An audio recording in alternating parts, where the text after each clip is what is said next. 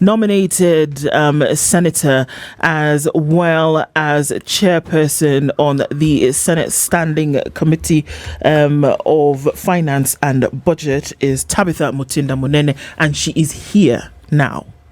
Good morning, Senator. Good morning. How are you? I'm all right. My sincere apologies. You know, this is not me. It is not coming late. Honestly, I'm sorry. We shall not prolong that any longer. Yes, but thank you so much for coming either way. And you know, as they say, the day has broken, so we'll take what we can and move along with that. Yes, we'll take a minute to welcome you and allow you to settle down. CT has today's proverb, and he'll tell you where that is from, and then you can do a little interpretation for us. Okay. Our proverbs are from the Republic of Malawi. The day will come when cats have horns. Okay. That's it. Yeah. Oh yes. Okay. Do you want me to add? No. You don't need to. You don't need to. You don't need to. City. Actually, point is home. A day will come when cat have horns. This is clear. Definitely in terms of the generation, the Gen Z Alpha, the Gen Z Beta, the Gen Z that we have. One day, if we do not get to understand the conversation, if we do not get to understand how we need to communicate with them, then we'll be saying that they have horns. They've really become hard-headed, but that's not really the case. It's only maybe probably we did not create the understandability of how we need to engage with this young generation. That's my view. Right. Okay. You are spot on. Indeed, you are. Thank you. Okay, jumping into it this morning, we're looking at, you stand in this position as a senator as well as the chair of the Senate Standing Committee. The vice chair. The vice chair, I beg your pardon. Of the Senate Standing Committee on Budget, and we're looking at the public audit, of course, but we're also looking at the amendment bill specifically, and it seeks to amend the Public Finance Management Act, right? That's what it does. But at the same time, what it does also is that it seeks to reduce the amount of time for submissions on final statements of public entities from the 3 months after the end of the financial year to 1 month after the end of the financial year. Looking at that and the issues that it has caused, we've heard from Senate so many times that, you know what, here we are being asked to audit these things, here we are being asked to look at these numbers, and this thing happened months ago and was supposed to be current. So that's one of the things that this amendment seeks to do, to say, okay, look, the financial year has come to an end. 1 month. After 1 month, give us the numbers. Don't wait until 3 months down the line. How is that going to help anything? No, thank you so much. And it's a very important bill, by the way, because this is the Office of the Auditor General is what really gives the status of any institution. And this bill is coming from the National Assembly, now it is in Senate. The main agenda of this bill actually is to amend the administration for the Office of the Auditor General. One, on the issue of the timeline, it's not actually to 1 month, but from 3 months to 2 months duration. But what is really being highlighted, the main change is mostly on the mandate of the Auditor General to undertake a forensic audit. It doesn't mean that he has to wait for that recommendation to come from either Parliament or from the county assemblies for them to be able to do a forensic audit. They can be able to conduct a forensic audit. Okay. It's coming to amend the administration in terms of how recruitments need to be done, because you realize now there's an advisory board that undertakes this. The bill also is coming to adjust the board. It's talking about having a member from the Institute of Human Resource, also a member from the Certified Public Accountants, and also Internal Auditors Institute, and removing a member from the Law Society of Kenya. Yes. Of course, queries will be asked, like, why do we need to remove someone from the Law Society of Kenya? But the bill, you look at the bill, it's sort of explaining that an auditor, an AG also is a an advocate, so represents the legal aspects of that particular institution. So hence the replacement. At the same time, you find that there's a loop. The law currently talks about you can only replace an Auditor General if they resign or if there's death. There's no any other condition, but the bill is bringing in a clause in terms of when the term expires, then there needs to be, a recruitment or a replacement. But at the moment, we do not have that. There's that loophole. And at the same time, also, when it comes to matters of human resource, the Office of the Auditor General will now be able to do forensic audit as far as the human resource is concerned in the different institutions, because that's where we've seen ghost workers being in place. But now with these new amendments, that will be the Office of the Auditor General will be able to undertake that, because now the law is there, and also Public Audit Fund that will be able to help them undertake their audits intensively. So this new amendment bill has been criticized mostly because it is seen as though it is a bill that is coming to cut down the powers of the Auditor General. And it is seen as though with the changes that are happening, look at the powers that the Auditor General has to appoint and the changes that are happening, removing LSK and whatnot, it's seen as though there is a move by the government to interfere with the work of the Auditor General. Is that the case? Thank you so much. I've always spoken and I've always said that the problem we have as a country is that most of the doings, which are within the mandate of the members of parliament, are always politically criticized, and at times we end up missing the point. But I want to thank you, Spice FM, because you bring me in to be able to highlight. And let me tell you, actually this bill is giving more powers to the Office of the Auditor General. Remember, we are saying that, case example, and I've said there's no room, the only room that is there in terms of having a new Auditor General is during death or when they resign. Right. But there's a new clause coming in, says no, even when the term expires, then that protects that office. There's also more mandate in terms of recruitment of a senior deputy auditor general who deputizes the auditor general. We are saying the auditor general should be able to be part of the recruitment process. Currently, it's the advisory board. We are saying the bill is talking about amendment of the advisory board. This then strengthens the office of the auditor general. Talk about the fund that is created also in this particular bill, then which assists the Auditor General to be able to run independently his or her own operations in that particular office. At the same time, the bill looks at the budget. If the budget is not sufficient, it allows that they table before Parliament both committees of budget, and then that will be looked into. Right. So where we are with this particular bill, it actually enhances the office of the Auditor General. It's nothing like a negative critique. Okay. Exactly. So, Senator, let's look at the challenges that this, without this, has posed historically.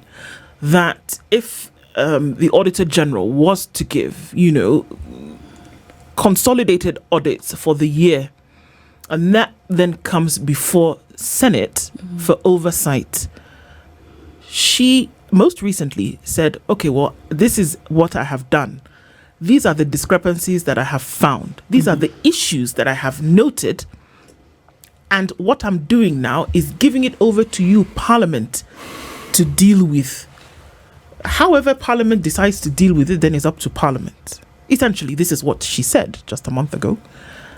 How has this been dealt with before that could possibly give rise to now the thoughts for this amendment? What challenges have we faced previously that you would say it was necessary to do this? Actually, what has been happening previously is that power has been vested within Parliament, but not within the Office of the Auditor General. But right now, with this new with the bill, with these amendments, it now allows the Office of the Auditor General to be able to move further.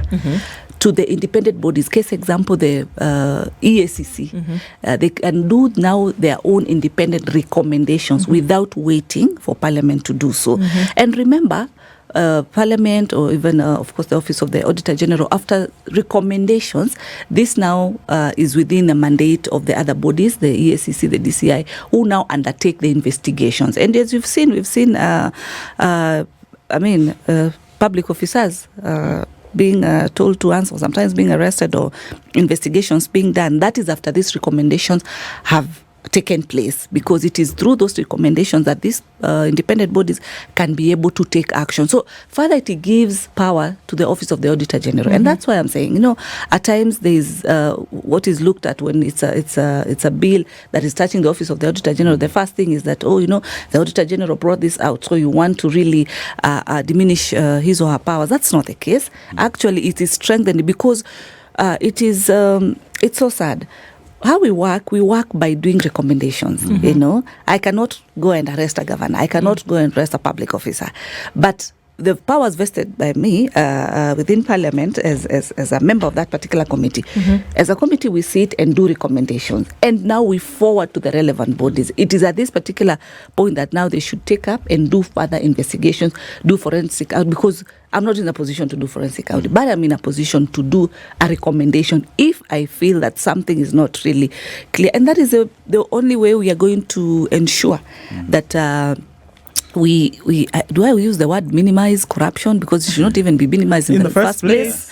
I mean, just fight it completely to 0% completely. This is the way to do it. If we do not strengthen this, and let me tell you, some of these decisions that you think as members we make that are just like for us, that's not the case. All these laws, there is no law for Mutinda. There is no law for CT. These are laws that govern all of us. So I always say, when we're making the laws, just know that tomorrow this law might be used against you. But make a law that tomorrow it really brings a positive impact to our country. There's something that there's a matter that very many independent government institutions complain about: resources. Are we therefore saying that this bill is going to give the Office of the Auditor General an independent budgetary allocation? Because Parliament has it. They have the Parliamentary Commission. The police now have it. The teacher service has had it for a long time. Are we saying that this is what is going to happen? And if this is already happening, how exactly is it maintained? How do we know that this is what happened? Because that same office has on occasion mentioned that they also have constraints, because if they lack the resources, it doesn't matter how expansive the mandate is, they will simply not be able to carry it out effectively. Correct. Very important. And that's why I've said in the bill, two things. The bill is creating what we call the Public Audit Fund. And this fund is going to assist the Office of the Auditor General to be able to carry their operations as far as auditing is concerned. Further to that, the bill again allows the Office of the Auditor General to be able to, if the expenditures or if the budget is not sufficient, it allows that it tables it back to Parliament through the relevant committees of budget, so that we can be able to look at this, where are the gaps, and be able to recommend for additional funding. So it's giving the Office of the Auditor General more financial support so that they are able to carry their mandate. We've invited the Auditor General in our committees. You find that at times there are challenges even for human resource. Of course, then that is because of funding. They need to employ more people to the grassroots level, to the county level, so that this audit can be able to be concluded concluded with time, so that in case of any gaps, recommendations can be done. So what the bill required. Right. So what the bill does is that it is making recommendations, or it's giving options. The bill essentially is then saying that the Auditor General can then go towards an investigative option. It is not saying that she or he shall. It is not. It is prescriptive. It is not mandative. Is it not? It is not saying that the Auditor General then, when he or she finds discrepancies or misappropriation or mismanagement, then must go towards any kind of investigative authority to ensure that the person or persons who were then found culpable in this matter then should be investigated. It still sounds to me as though the bill is a suggestion of what the Auditor General then can or will be able to do, but not what he or she must do. Am I wrong? No, I was just actually trying to look at the clause, but I'm not getting this. But what the bill says, because we deliberated on it actually last week, it says shall. It gives now the Office of the Auditor General the power to move to the next level and now do the recommendations. Okay. Because what the law requires is recommending that this is what we've been able to flag out. This is the report as far as the audit is concerned. Kindly, the Office of the ESCC, investigate this further, because they're the ones mandated, they're the ones who'll be able to move in and, for example, do arrest or carry all these books and everything. So it's giving the office more power. Currently, that power is vested in Parliament, whereby we as through the committees, we do the recommendations. But now it extends further to the Office of the Auditor General, which we say shall. So allow me to ask then. Yes. It seems as though it then operates under the assumption that if the Auditor General currently had the powers of, recommendation for investigation, or even the powers to then go from where she sits, having found discrepancies, could go directly to the DCI, to the EACC and say, this is what I found, it's wrong, do something about it. That is the assumption that she would do that, and carries that assumption over to where this bill then is amended to say, well, since previously you didn't have the powers to, now we're saying that you have the powers to, but it is not looking at the fact that she may choose not to. You see, it is what the bill is doing is giving the office the power. It is now the office to choose to exercise these powers or not to.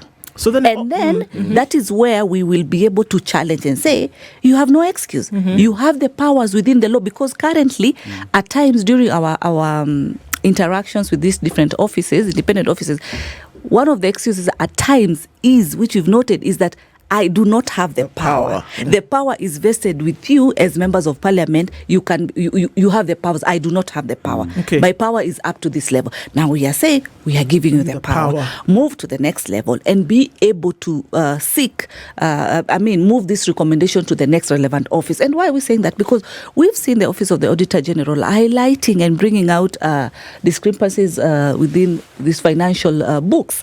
And then Kenyans, of course, question. And what is the response? I've done my part. So we are saying now we are giving you more power. Move to the next level and be able to seek further clarification, so that people who have misused public funds can be brought to book. I've also talked about the human resource audit. Now there's the Office of the Auditor General is going to be given more powers to be able to conduct human resource forensic audit, so that these issues of ghost workers can be eliminated, dealt with. So one of the areas that the bill as well seeks to address is when it comes to the audit of officers, say the military and the intelligence services. And this bill seeks to give powers to the Auditor General to be able to go into that and look at the budgetary practices. With that, in case and investigations, if it would be done, where then would the Auditor General go with regards to these two bodies, intelligence and defense? If he does what? If he highlights that there are discrepancies within those independent bodies? Yes. The law protects the Office of the Auditor General. We are protected by the law, because if there are issues or if there are gaps that have been realized, the law allows the office to be able to perform their duties. So it is not limited to the fact that these are offices that are a bit sensitive, and then he or she will not be able to move for further investigation. So that should not be the case. Does the bill give the Office of the Auditor General proper and full access to the books from the military and the National Intelligence Services? Not just to national and all that. The Office of the Auditor General mandate and responsibility is to do public audit, which is all government departments. It's not limited. There is nowhere in the Audit Act bill that talks about that they are going to audit these departments or sectoral departments of the government, and these ones should not be audited. That's not the case. Remember, funding comes from Parliament. during the budget process. So these audits have to be conducted. So it's not limited to any. And remember, as I said earlier, the bill is coming from a point of whereby the Office of the Auditor General has highlighted gaps and misuse of funds in different public institutions. And then there has been a question of, then what next? This is what it's really trying to address by giving the Office of the Auditor General more power and also more financials so that they can be able to maximally operate. Yeah. If, from what we've said, that there has been a continuous highlight of these discrepancies, misappropriation, absorption, not seeing to optimal levels, etc., these are things that have come from the Office of the Auditor General. Do you see that there is an appetite also from this office to make sure that these holes are closed? Do you think that the office is interested in sharing the numbers and stopping there, or is interested in going further? We believe it is interested in going further.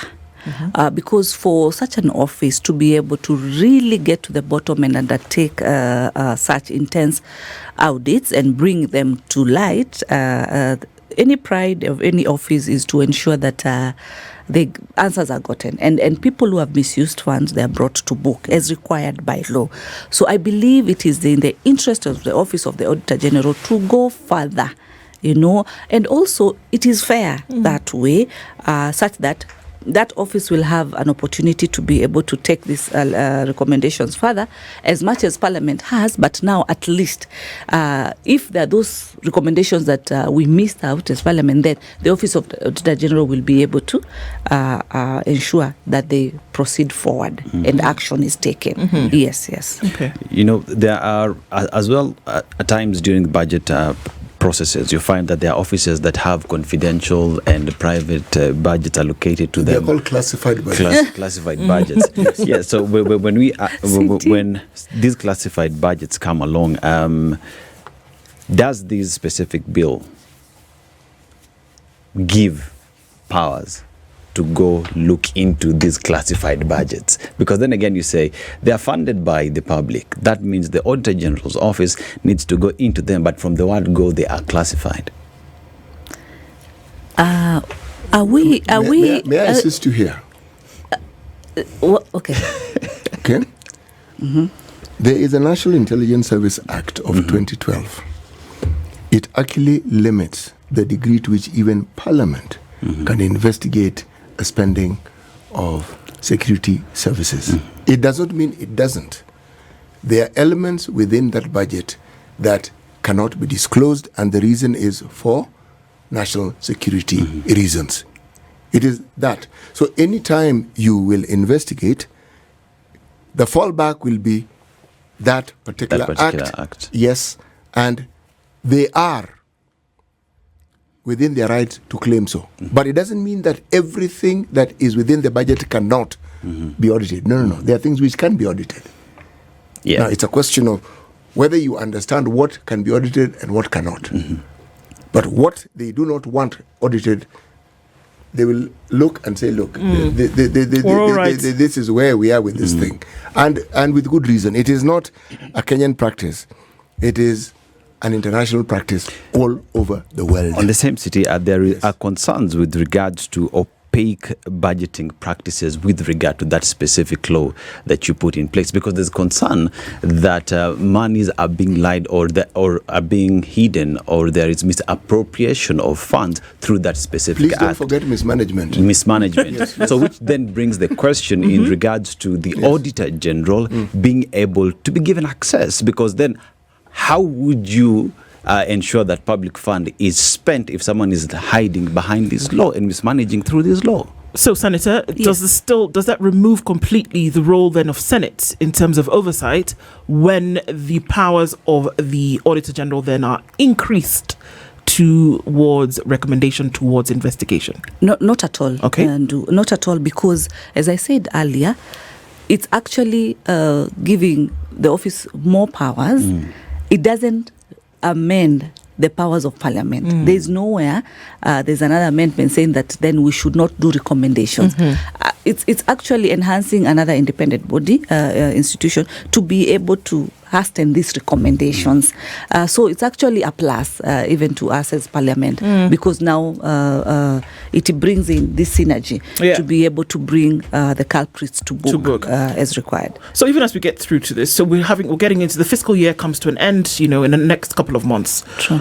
Budget is going to be read in June. Is Senate, as an oversight body, comfortable with, number one, reports, whether it's a public speculation, perception of how the budget year 2024-2025 has gone? Getting into another one. Is there comfortability across board? No. I'll be very honest and say completely no. And I'm talking from actually more specifically on the equitable share for county governments. Our proposal during the PBS was 465 billion. The National Assembly is proposing about 405, and that's where we, of course, as Senate, we have problems. We are not agreeing. National Assembly also, the Committee of Finance has also dilly-dallied on the issue of the last audited accounts. The law is clear, saying that the 15% for the county government should be from the last audited reports. We are in 2025, for Christ's sake, but the last audited reports are for about 2023. Yes, and you look at the revenue, it is of course less compared to right now where we are, and also that now brings a challenge. Counties are not able to get funds as per our recommendation in Senate, so there's a gap. We are not happy, but we hope, because we've really brought this to book, we've really highlighted this. Yesterday with the other committee that I sit for health, we had the Secretary General for PMDU, and they were raising concerns as far as the salaries for doctors, salaries, stipends for UHC are concerned. And the COG responds and talks about the challenges they have as far as funding is concerned. So it's until we ensure that we give county governments what, us as the Finance and Budget Committee, we've been able to recommend. Sure. Where we are now looking at the fourth basis formula, which is what we really are on. We are really behind time, but we've received recommendations and from the different stakeholders, especially CRA, also COG proposal, also from the Ministry of Treasury. This is what we are really trying to look at, so that we ensure counties do not lose their allocations. But I keep on telling the county governors, as much as we are fighting to give you more funding, also ensure that you clear your pending bills. Absolutely. And at the same time, let us stop seeing all these corruptions that are being highlighted. The other day we saw in Machakos, I mean, I don't know, from the floor, money, wrapped and in sacks. It's really sad. And from where I sit, I advocate for more funding, and yet, and this is so happening. Let them pull up their socks. Absolutely. It's good to have these conversations. It's good to put these things in the public, and hopefully an opportunity for you to come back and share exactly the goings on in the future. Asante Sana. Senator Tabitha Mutinda Munene is the nominated Senator and Vice Chair of the Senate Standing Committee on Finance and Budget, and has been our guest this hour. Thank you so much. Thank you. This is the Situation Room, the only way to start your day.